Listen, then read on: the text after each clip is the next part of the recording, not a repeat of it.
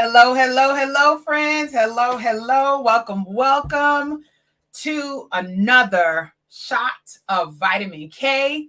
I'm your host, Kishshana Palmer. Welcome to my weekly conversation for managers and leaders who want to live well and lead well.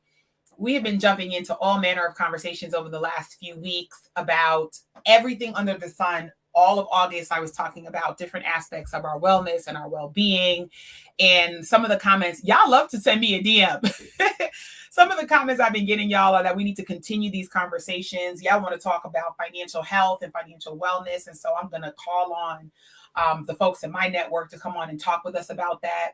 Y'all want to talk in more depth, greater depth about what it means to really practice well-being when the stress is really high. Y'all want to talk about how to work through just being angry at your job. Just life. Life is happening fast, and we're hurrying up to slow down. We're hurrying up to stand still. And even as I am in the final weeks with my team of planning for the Rooted Retreat, we're hurrying up and standing still.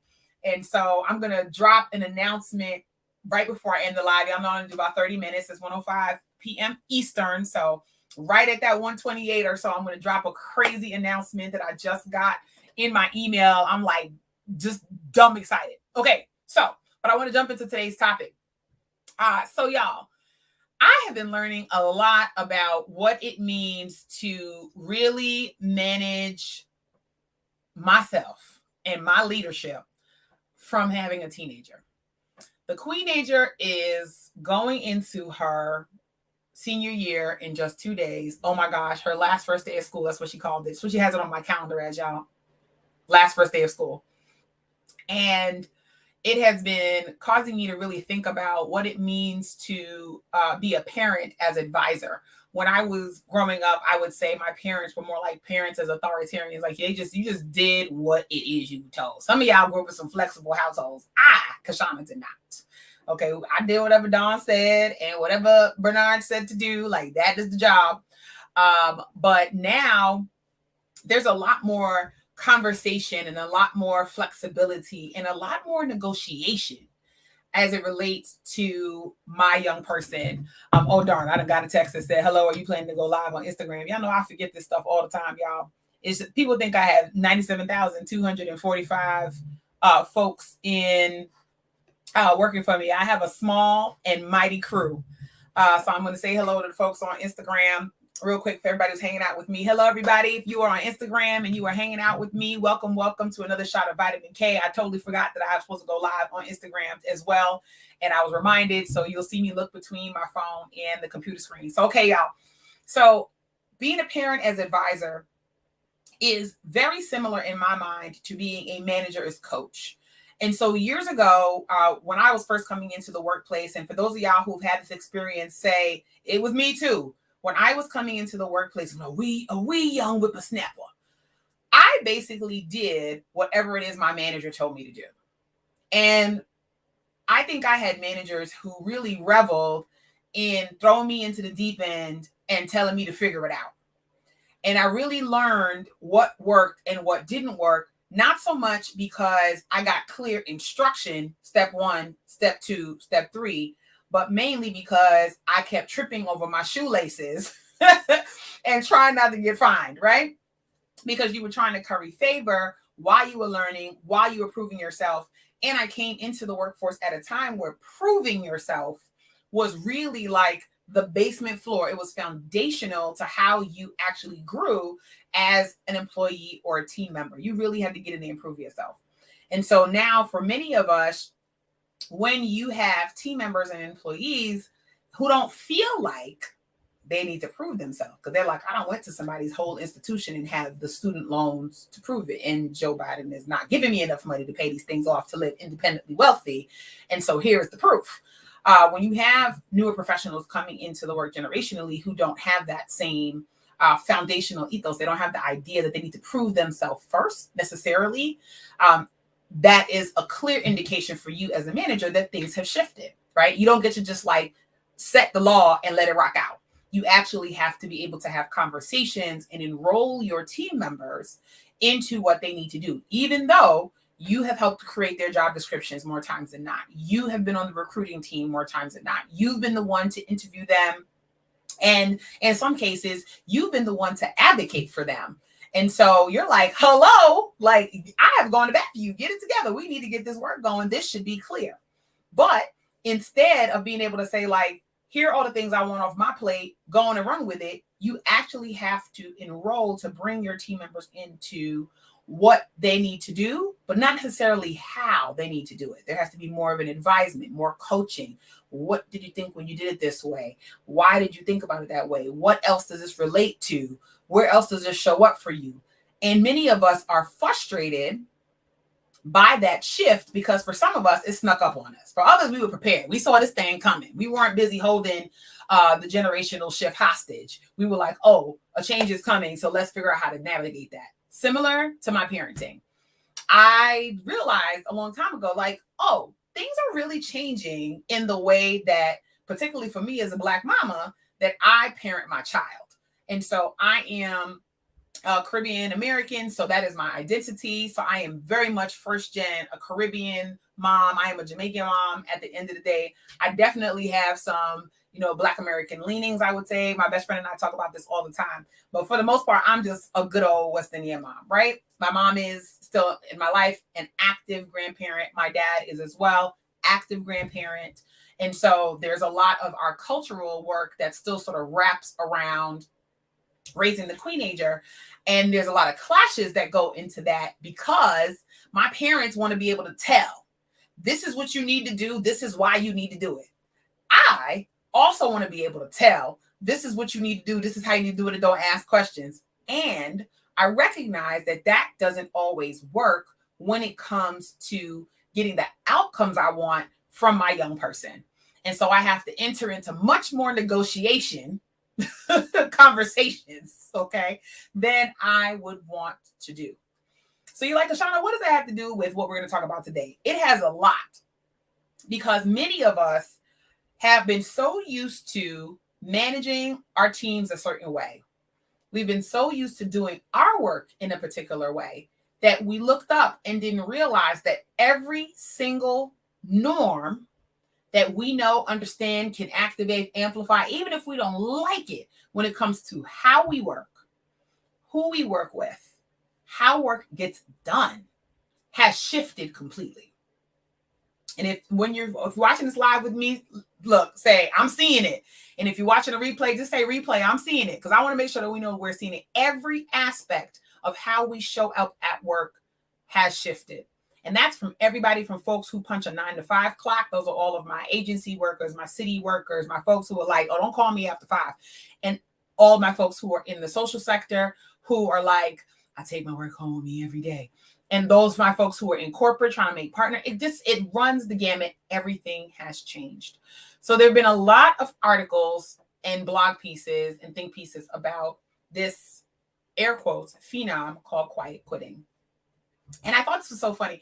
The other day I was talking to my queenager, and she was, she won't say this, I'm saying this. She was enamored with another young person. Great. Because the senior year, and I'm like, okay, things are happening. And they were supposed to go out for a little date, right? She's at the age now where I'm letting her date. And she's not dressed at the time that they're supposed to be meeting and getting ready to go out. So I go in her room and I asked her, well, what's going on? I thought you were supposed to be going out. She goes, oh, he baited. I said, oh, what now? What is baited? And so evidently the young people use the word baited to mean that somebody made plans with you and then they backed out. And so I said, that is a whole new definition for the word baited. Okay. Had never heard that before. And so this idea of quiet quitting ain't new to all of us. So what is quiet quitting by definition?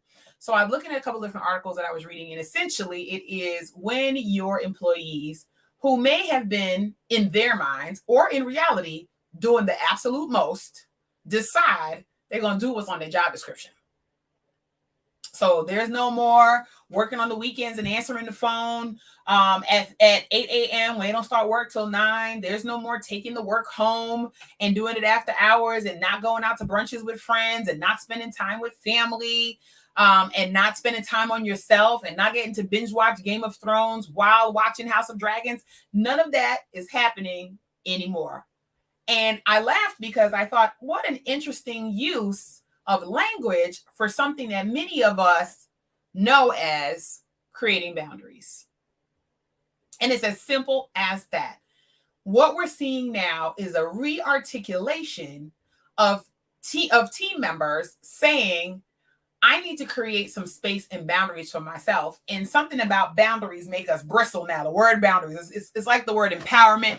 Give me some other words, y'all, that make people bristle that never used to. I know empowerment is one of them. If you have an empowerment event, people start running for the hills. What else do we say where the word makes us run for the hills now that it never used to? But boundaries is one of them because we're using it for every darn thing, right? And so this quiet quitting, as I looked at it, really to me just spoke to, oh, folks are actually setting boundaries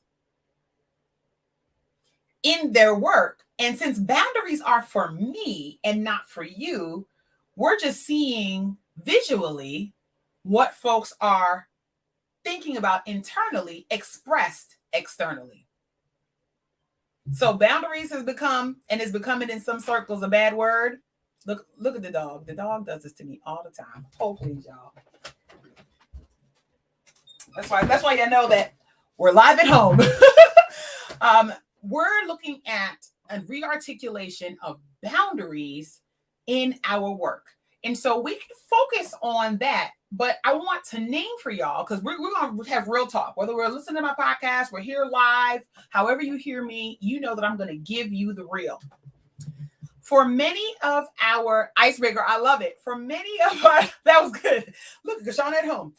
For many of us who are in positions of leadership, whether you had to claw your way there. Listen, that's right, Joy. The dog has no boundaries, darn it.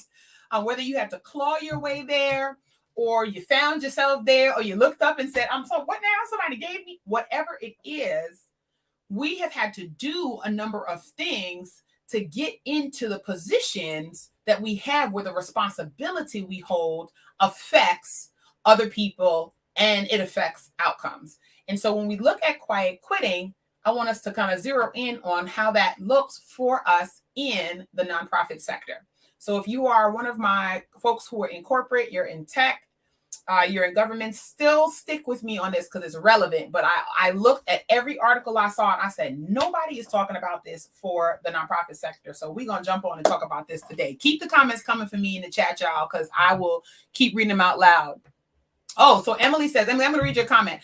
I think the shock of quiet quitting from America comes from the Depression era mentality that we should be grateful we have a job and we should be grateful for the pay no matter how little it is. Absolutely.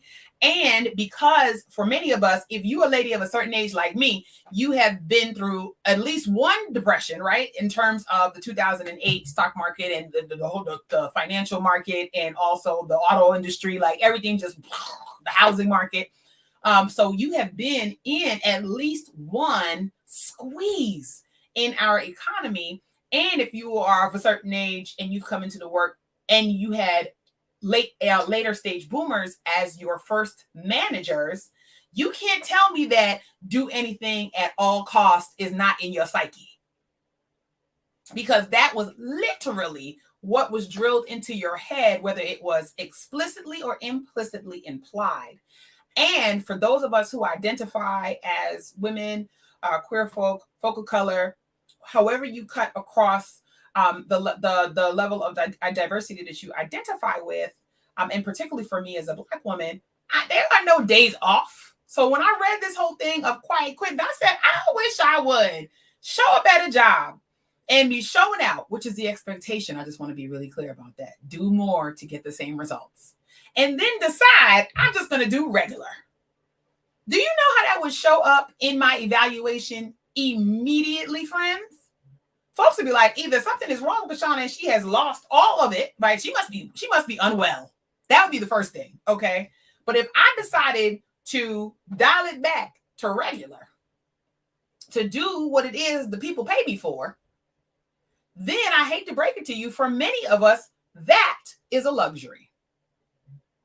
So it becomes a really complicated conversation of boundaries masquerading as quiet quitting. Okay, I'm gonna look to the chat, y'all, because I'm on Facebook Live, but I'm also okay. Look to the chat. So, Shanae, I hope I said your name right. You said quiet quitting has a negative connotation, but is it negative to set the boundaries? Great point you're making. No, right, because boundaries are for me. And if you are a manager, whether you manage people or process, right? And I use the word manager very specifically, y'all, because you can be a leader of an organization and a terrible manager, or you can be a leader and not manage people. You can be a manager of process and not of people. And so I'm just trying to make sure I make those distinctions in this conversation. And so if you're a manager of people, then part of your job, they don't tell you this in the job description, is to create guardrails. Those are boundaries turned out this way for your team. But how are you going to create guardrails if you don't have boundaries for yourself? And so when you're thinking about a new role, when you're thinking about expanding your team, when you're thinking about joining a team, when you're thinking about joining a team you have to manage, being able to probe differently on those types of questions, to me, really gets at what quiet quitting, air quotes, remember I said as boundaries renamed, is really getting at, which is, are we doing the most at work? And are we actually getting the results that we're seeking by doing the most? It's a question that I contend with every single day, y'all. Every day. Okay, I'll give you a quick story. This morning I was ordering some final things. I have a list of things that I'm charged with ordering for the Rooted Retreat, which is coming up in 3 weeks. And my team has warned me, because I like to, my gift bags that we do for the retreat today are bomb. And I was like, okay, how do we do this big? We're going to Jamaica. How do we spend our money judiciously, but also have the wow factor? So I've been up at night looking for this stuff. And I had to pull myself back several times, y'all, because I was like, ooh, this thing, ooh, this. And I said, wait a minute, doing the most. What do I need to do to create this experience? I've done the things I need to do to create the experience. I already know that I've set the environment that's going to be life-changing. I already know that I have a list of things that are already dope. Why do I need to do extra? So sometimes you have to be able to pause when you're getting ready in that management seat to set out to do a new thing and go, hold on. What's actually going to get the job done? And then what is the extra? And then when you're in conversation with a new potential team member, when you're in conversation with team members because you've got to take on new things, when you're in conversation with team members who come to you because they want to get a promotion, they want to be able to be recognized, etc., are you able to distinguish between what is required and what is doing the most? And have you conflated requirements and extra? Is extra credit becoming regular?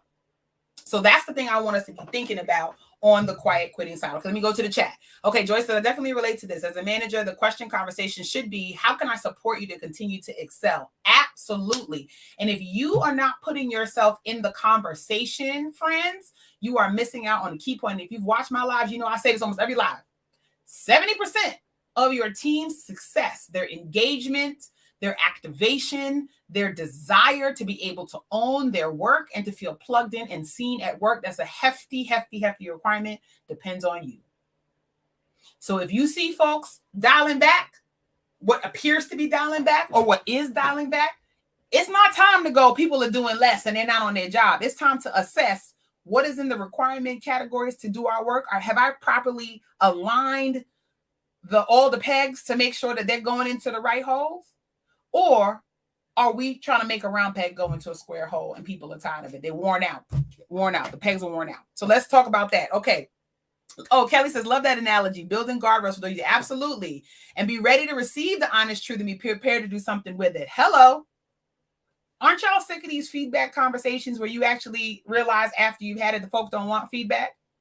Which brings me to the other side of this, because I told y'all we're going to do it at 1:30 with quiet firing. How many of us have been on the receiving end of quiet firing? Here's how it looks. Here's how it is by definition. I looked at it. Actually, there were 2 or 3. And when I get off, I'm going to look on LinkedIn because I saved those articles and see if I can link them in the comments to this live, because there were some other writers who wrote some really, really good thoughts on it. So quiet firing is really around the ways in which we cut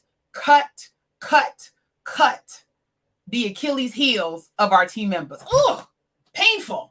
It could be, that could be coming to my mind, y'all, because I've told you I've been watching Game of Thrones and House of Dragons, and I am definitely in a very violent point of analogy reference. I apologize, y'all. So we are doing, let's call it paper cuts to our team members over and over again. So in the quiet firing, are you giving your team members, and particularly your Black and brown team members, the BS assignments? Are you deciding for your team members before you have the conversation if they have the capacity and ability and desire to take on new, different work projects, etc.? Are you actually in conversation with team members, or are you little by little cutting away and eroding at their confidence and their productivity? And let me give you an example of productivity and of confidence. You're eroding your team members' productivity when they can't even finish a task before you giving them the next task, and then you wondering about the previous task. And I'm guilty of it. Okay, I'm guilty of it. And I saw this happen in real time with a gentleman that I had gone on some dates with that I had to let him go. Such a good human, I had to let him go. The gentleman would cut me off every time I had something to say. The gentleman would cut me off. And y'all know I'm verbose. So I said, that was me all the time, y'all. Can you imagine? It was like playing double dutch. Can I get in? Can I get in? So I was having this feeling where I just couldn't catch my breath. I couldn't finish a thought. So my brain started to be like how our computer tabs are sometimes, 19 tabs open, right? Couldn't finish a thought. So are you doing the paper cuts of productivity for your team members, giving them something before they finish the last thing that's not connected to the previous thing because you didn't have a plan, so you scattershot? It's fine that happens once in a while, because for many of us who are very, very creative and our ideas come to us in the shower, and sometimes we need some space to be able to have the details come to us, that happens. And you got to prepare your team members for that. But if that is your everyday, then friend, I'm going to need you to jump in with a one-on-one with me so I can get you together, because that means you are not thinking in a linear enough way so that your team member can see the yellow brick road and walk it.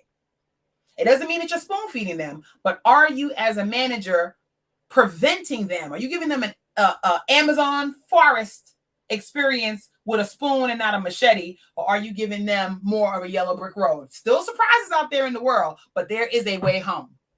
Is that a better analogy, y'all? Tell me that's a better analogy in the chat. So a lot of us are giving our team members paper cuts, so we're quietly firing them, right? We're not praising them because we don't know their love language. We don't know if they need to hear words of affirmation. We don't know if they need a high five. We don't know if we need to spend more time with them not talking about work. We don't know if we need to be able to step in and say, you know what, you've been working real hard. Let me get that for you.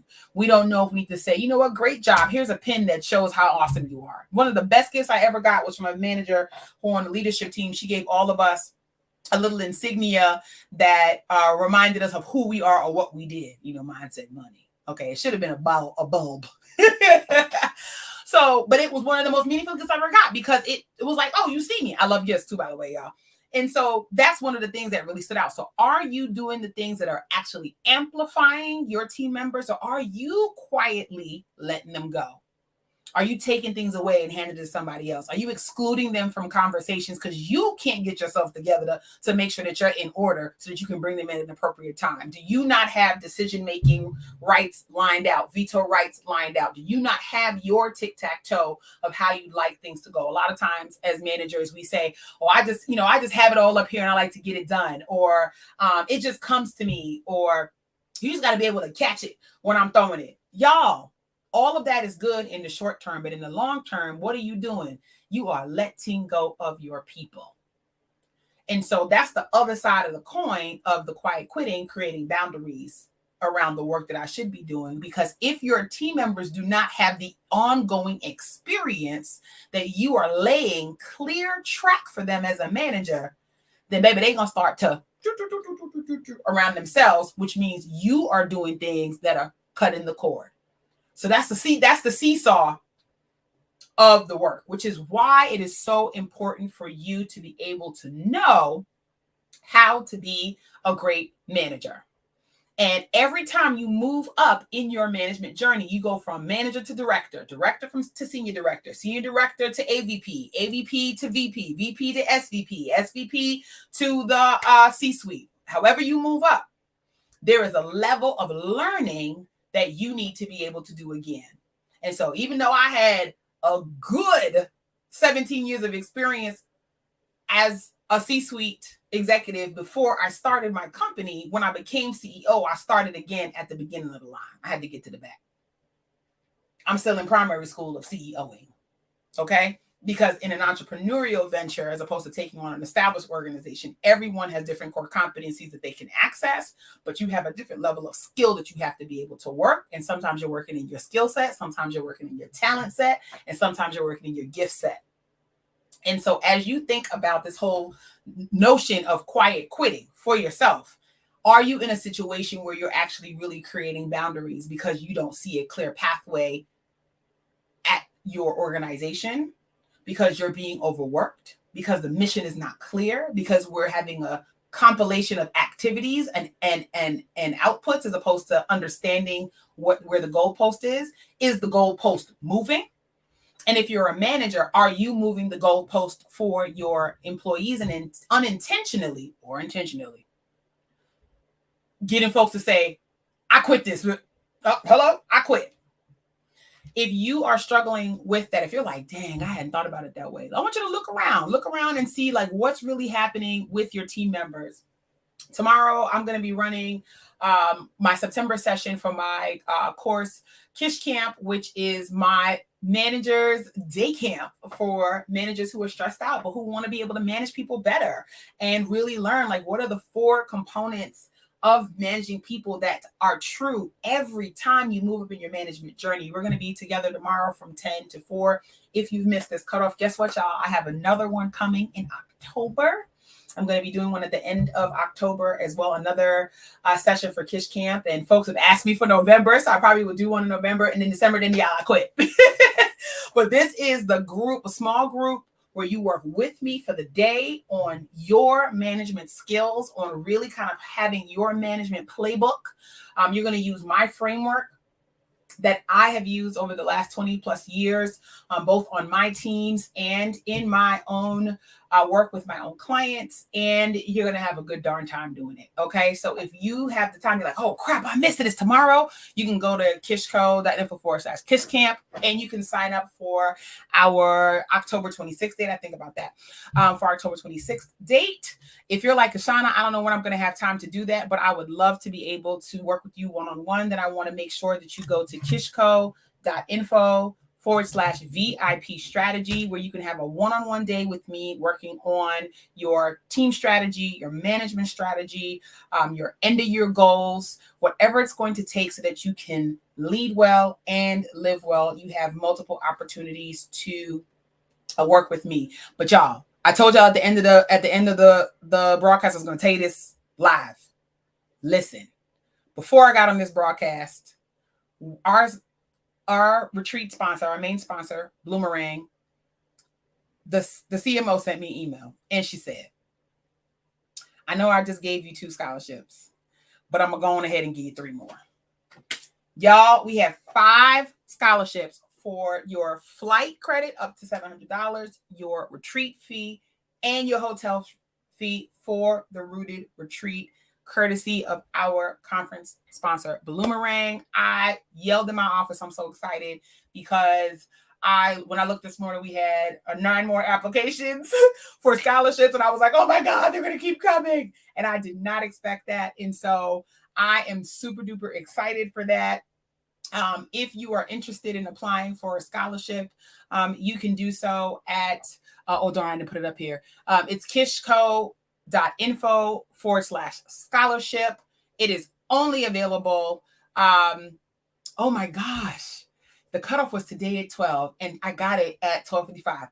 Y'all, I'm going to keep looking at these applications today through 5 o'clock. So you've got till 5 p.m. Eastern today, Tuesday, September 6th. It is 1:33 Eastern to apply. I will be choosing folks. I will be letting folks know, and I'll be going live to say who our folks are. And so I'm super excited. And if you don't need a scholarship, but you're like, dang it, I got to be there in the room. Y'all, I ain't ordering nothing else after tomorrow, okay? And so go to therootedretreat.com so that you can join us in person, and you can join us virtually all the way up until the retreat. And so you have multiple opportunities to be able to work with my team, to work with me on your management skills, on your life skills, on building community. Keep it coming, y'all, with what you want me to keep talking about every week on A Shot of Vitamin K. I'm so glad that I'm able to hang out with y'all every single week and keep us moving. The comments are still coming in. I'm so excited about that. That's all I have for today, y'all. I only went 4 minutes over with my announcement. And thank you so much for watching. I will see y'all here next time with A Shot of Vitamin K. I'm Kishshana Palmer, and it is a pleasure to be with you every week. Working from home is cool, but it can get lonely. Even if you're in the office a few times a week, your calendar is probably still full of Zoom meetings, conference call, and other endless screen things. What if I told you there's a premier experience that allows you to reconnect while you disconnect? Join us in sunny Jamaica for the 2022 Rooted Retreat for an all-inclusive experience where professional development and high-end luxury come together in perfect harmony. Stress doesn't deserve your best, you do. Treat yourself to the best at this year's Rooted Retreat, presented by the Rooted Collaborative.